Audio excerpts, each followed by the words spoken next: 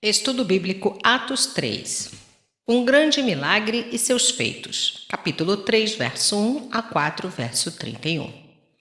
A cura do coxo foi um dos muitos milagres, mas foi de singular importância porque forneceu ocasião para um sermão típico que ilustra o conteúdo da pregação apostólica aos judeus.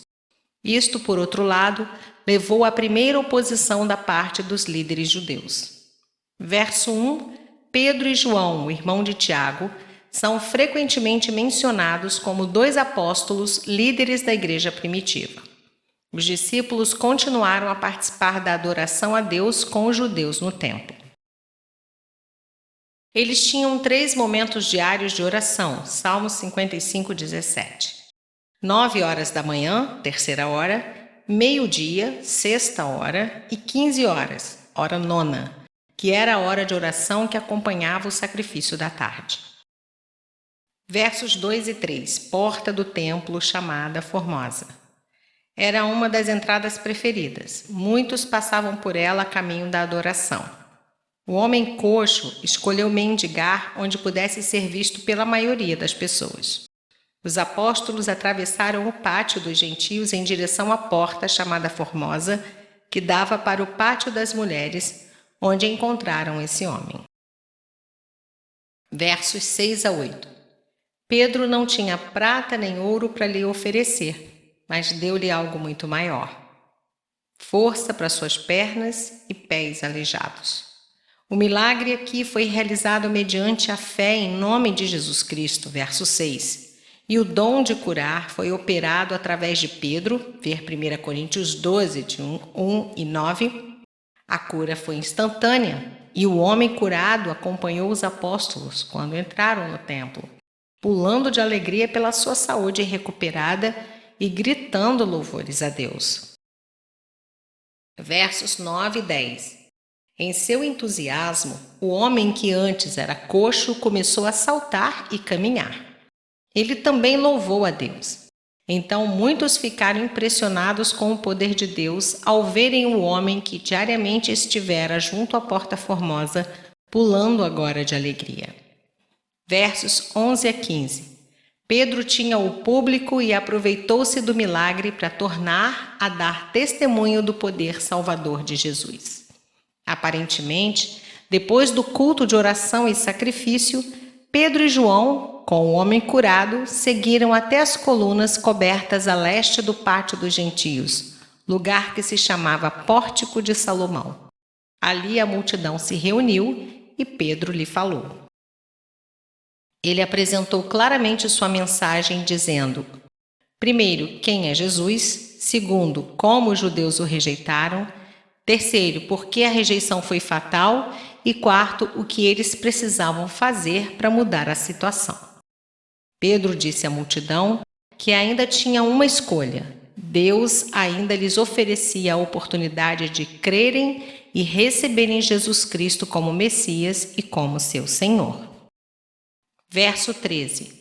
O Deus de Abraão, de Isaque e de Jacó. Uma descrição de Deus conhecida do público judeu a quem Pedro se dirigia. Êxodo 3, versos 6 e 15, 1 Reis 18, 36, 1 Crônicas 29, 18, 2 Crônicas 30, verso 6, Mateus 22, 32.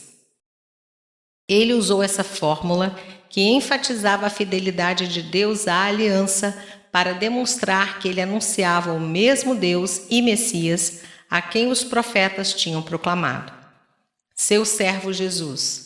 Pedro retratou Jesus como representante pessoal de Deus.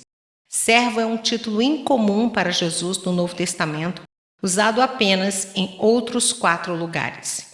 Verso 26, capítulo 4, versos 27 e 30, Mateus 12, 18. Mas é um nome mais familiar para o Messias no Antigo Testamento, Isaías 42, versos 1 a 4, 19, 49, versos 5 a 7, 52, versos 13 a 53, verso 12, Mateus 20, 28, João 6, 38, 8, 28 e 13, de 1 a 7. Pilatos havia decidido soltá-lo. Pôncio Pilatos, o governador romano, por ocasião do julgamento de Jesus, provinha de uma tradição nacional que apoiava fortemente a justiça. Capítulo 16, versos 37 e 38, 22, de 25 a 29 e 26, verso 16. Ele sabia que a crucificação de Jesus seria injusta e, por isso, o declarou inocente 6 vezes. Lucas 23, 4, 14, 15, 22, João 18, 38, 10, 4, verso 6 também. E repetidamente procurou soltá-lo. Lucas 23, de 13 a 22 e João 19, 12 e 13. Verso 14. O santo e o justo eram títulos, às vezes, usados para descrever o Messias. Que crime inimaginável foi aquele que os judeus cometeram, exigindo a soltura de um assassino e criminoso para condenar à morte o santo e justo. Verso 15. Matastes, Deus ressuscitou. Nós somos testemunhas. Os líderes religiosos pensaram que haviam posto um fim à vida de Jesus quando o crucificaram. Mas a confiança deles foi abalada quando Pedro lhes disse que Jesus tinha ressuscitado e que não poderiam mais feri-lo. A confiante e determinada declaração de Pedro, 1 Coríntios 15, versos 3 a 7, foi uma defesa clara da ressurreição de Cristo, bem como uma evidência adicional dela. O autor da vida. Pedro designou Jesus como a fonte e a origem da vida. A mensagem de Pedro enfatizava que 1. Os judeus e seus líderes religiosos mataram a Jesus, verso 17. 2. Deus trouxe Jesus de volta à vida. E 3. Os apóstolos eram testemunhas deste fato. Depois de apontar o pecado e a injustiça dos líderes religiosos judeus, Pedro falou acerca da importância da ressurreição, o triunfo e o poder de Deus sobre a morte. Verso 16. Pela fé em o nome de Jesus. A estrutura desse versículo é esquisita, tanto em português como em grego, mas seu significado é claro. O nome de Jesus não possuía um poder mágico, mas a fé que vem por meio do seu nome produzia cura. Pedro mostrou quem lhe dera autoridade e poder para curar. Os apóstolos não enfatizaram o que podiam fazer, e sim o que Deus poderia fazer por intermédio deles. Verso 17.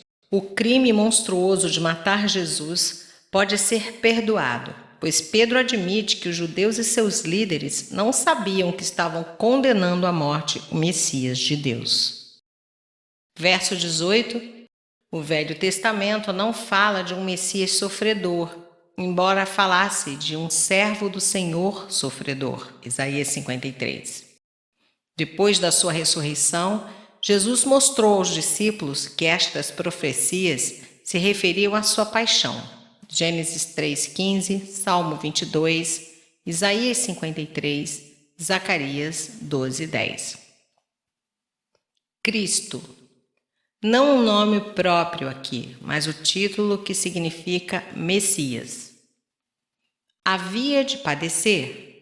A preparação mais necessária para a conversão dos judeus era a demonstração que as Escrituras predisseram os sofrimentos expiatórios do Messias. A cruz, até hoje, continua sendo escândalo para os judeus. 1 Coríntios 1, 23. Versos 19 e 20. Arrependei-vos, pois, e convertei-vos. O sermão de Pedro ilustra os dois lados do arrependimento, isto é, desviar-se do pecado com tristeza e voltar-se para Deus em fé. O chamado ao arrependimento e à fé são elementos necessários da pregação apostólica, capítulo 2, 38, 17, 30 e 20, 21. Tempos do refrigério. No decurso de toda a presente era e até a volta de Cristo, Deus enviará tempos do refrigério, isto é, o derramamento do Espírito Santo, a todos aqueles que se arrependerem e se converterem. Verso 20. A conversão de Israel significava o retorno do Messias. É o propósito de Deus providenciar salvação para Israel antes do início do reino de Deus. Romanos 11, 26. E Pedro insistiu com Israel para aceitar a salvação. Verso 21. Tempos da restauração. Os tempos da restauração de tudo é uma referência ao tempo da volta de Cristo para debelar a iniquidade e estabelecer o reino de Deus na terra, livre de todo o pecado. No fim, todas as coisas cuja restauração foi prometida no Antigo Testamento serão restauradas. Zacarias 12, 14, Lucas 1, versos 32 e 33. Cristo redimirá ou renovará a totalidade da natureza. Romanos 8, versos 18 a 23. E reinará pessoalmente na terra. Apocalipse 20, 21. Nota: os tempos de refrigério são uma bênção presente, a restauração de todas as coisas, que Deus falou pela boca dos seus santos profetas, é uma bênção futura. Mas ambos são o resultado da obra redentora do Messias. Versos 22 e 23.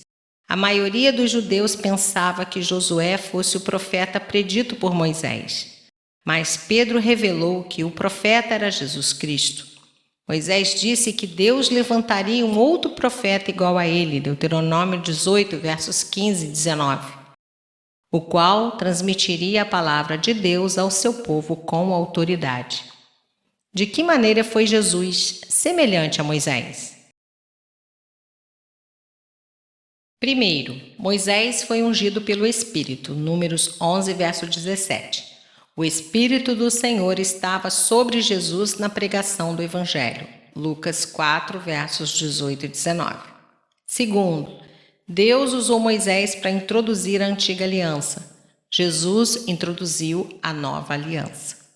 Terceiro, Moisés conduziu Israel, tirando-o do Egito para o Sinai, e estabeleceu o pacto de seu relacionamento com Deus. Cristo redimiu seu povo do pecado e da escravidão de Satanás e estabeleceu um novo e vivo pacto com Deus, por meio do qual o seu povo pudesse entrar na sua própria presença. Quarto, Moisés, nas leis do Antigo Testamento, referiu-se ao sacrifício de cordeiros para prover em figura a redenção. O próprio Cristo tornou-se o Cordeiro de Deus para prover salvação a todos quantos o aceitarem. Quinto, Moisés conduziu o povo à lei, mostrando-lhe a sua obrigação em cumprir seus estatutos para ter a bênção divina. Cristo chamava o povo a si mesmo e ao Espírito Santo como a maneira de Deus cumprir a sua vontade e dos fiéis receberem a bênção divina e a vida eterna. Verso 24. Esses dias da redenção que Pedro estava proclamando foi o tema constante dos profetas do tempo de Samuel. Samuel foi chamado de profeta no Antigo Testamento, 1 Samuel 3:20. Embora não tenha profetizado diretamente sobre Cristo, ele ungiu Davi como rei e falou do seu reino, 1 Samuel 13:14, 15:28, 16:13 e 28, verso 17, sendo que as promessas recebidas por Davi foram e serão cumpridas em Cristo, segundo Samuel 7, versos 10 a 16. Verso 25. Na tua descendência, Gênesis 22, verso 18 e 26, verso 4. Os judeus eram os filhos dos profetas e da aliança feita com Abraão, e eram, portanto, os herdeiros naturais dessas promessas messiânicas. Jesus Cristo foi o cumprimento definitivo dessa aliança e das bênçãos da mesma, Gálatas 3,16, que ainda estavam disponíveis para os judeus. Verso 26. Enquanto a promessa de Abraão incluía os povos gentios, as bênçãos do Messias foram oferecidas primeiramente aos herdeiros naturais da aliança para que os desviasse de suas iniquidades. Servo é a palavra que se encontra no verso 13. Ressuscitado refere-se ao aparecimento histórico de Jesus, mais do que a ressurreição, levantado. Em Cristo ressurreto, aquela bênção prometida a Abraão para todas as nações, Gênesis 12:3, chega ao seu cumprimento.